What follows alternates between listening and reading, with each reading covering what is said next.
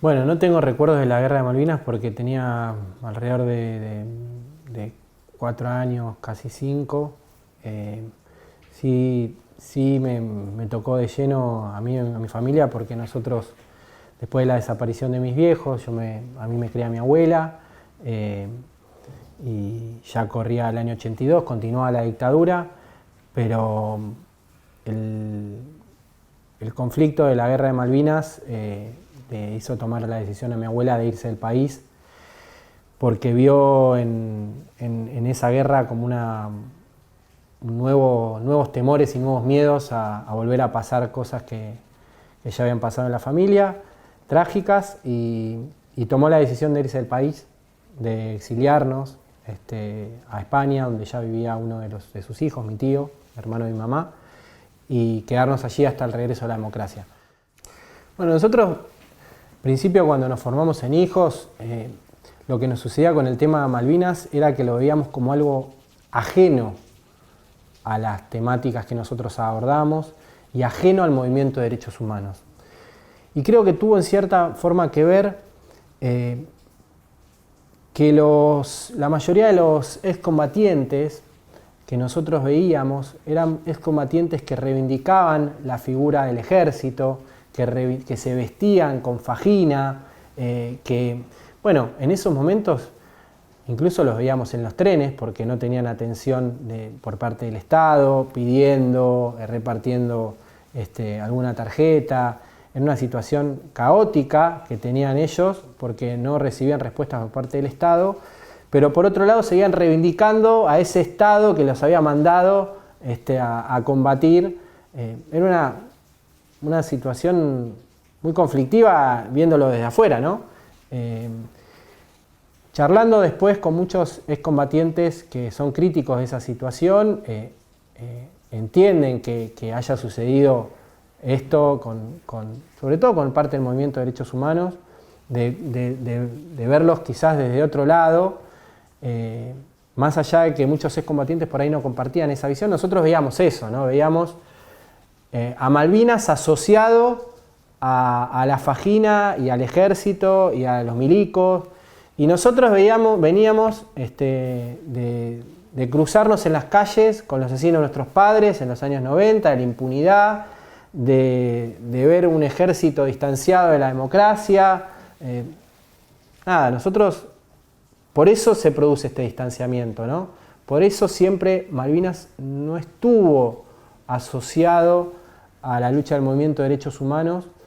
por entender que había un sector importante que apoyaba, seguía apoyando la figura institucional del ejército argentino.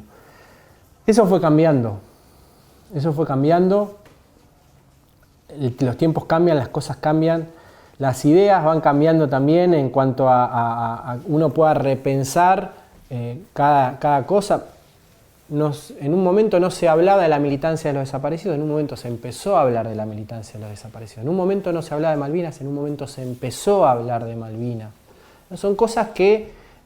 son parte de los procesos políticos de la Argentina, del movimiento de derechos humanos y de otras organizaciones. Con el tema de Malvinas, principalmente lo que nos pasó es que investigando nos fuimos dando cuenta, nosotros en la agrupación Hijos,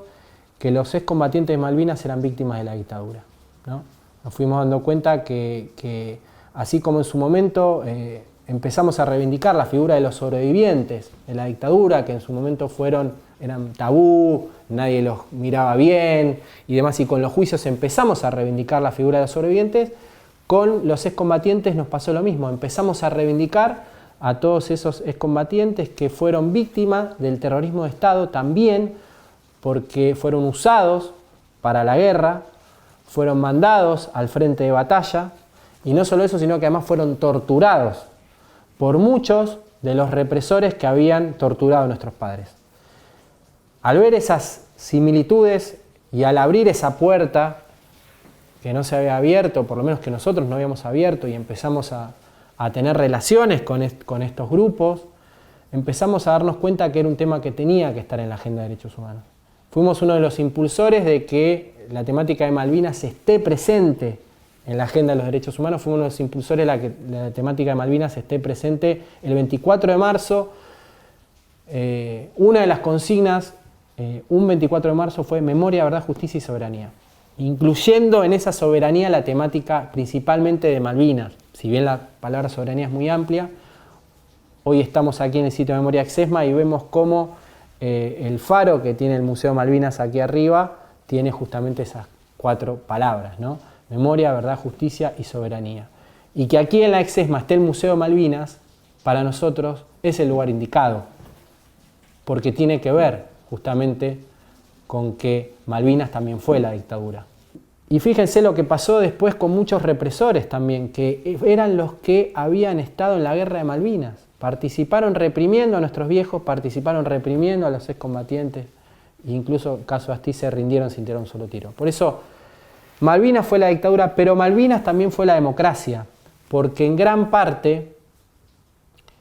la democracia es producto del fracaso de la guerra de Malvinas. La guerra de Malvinas es una búsqueda de los genocidas, de poder seguir alargando su poder ante un momento donde se iba desvaneciendo ese poder que tenían, intentando buscar con la guerra una adhesión por parte de la sociedad, que en su momento la tuvieron y después se fue perdiendo. Nosotros nos involucramos en el proceso de judicialización de Malvinas porque empezamos a ver que los excombatientes eran víctimas del terrorismo de Estado, porque empezamos a ver en los excombatientes a pares como nosotros que sufrieron lo que sufrieron nuestros viejos y que sufrieron, en este caso, torturas, estancamientos, muchas de las cuales torturas y estancamientos que sufrían también nuestros padres. Porque entendemos que era un reclamo silenciado durante muchos años, porque muchos excombatientes tenían vergüenza de decirlo, tenían miedo, tenían temor. Y con la apertura de los juicios de lesa humanidad en el año 2004, a partir de la decisión de Néstor Kirchner, y que se abren todos estos procesos que hoy ya tienen a más de 1.100 genocidas condenados, también se abre esta posibilidad de los excombatientes de decir, a nosotros también nos torturaron. Nosotros creemos que estos son delitos de lesa humanidad también. Fuimos torturados en una guerra por el mismo ejército en el cual combatíamos nosotros. Por eso acompañamos el reclamo que hoy está en la Comisión Interamericana de Derechos Humanos y me parece que es una deuda con la sociedad. Es una deuda con la sociedad que los excombatientes que sufrieron tanto dolor, que sufrieron la dictadura como muchos de nosotros, hoy puedan llegar a la justicia y puedan sus torturadores tener un juicio y ser castigados como se merecen.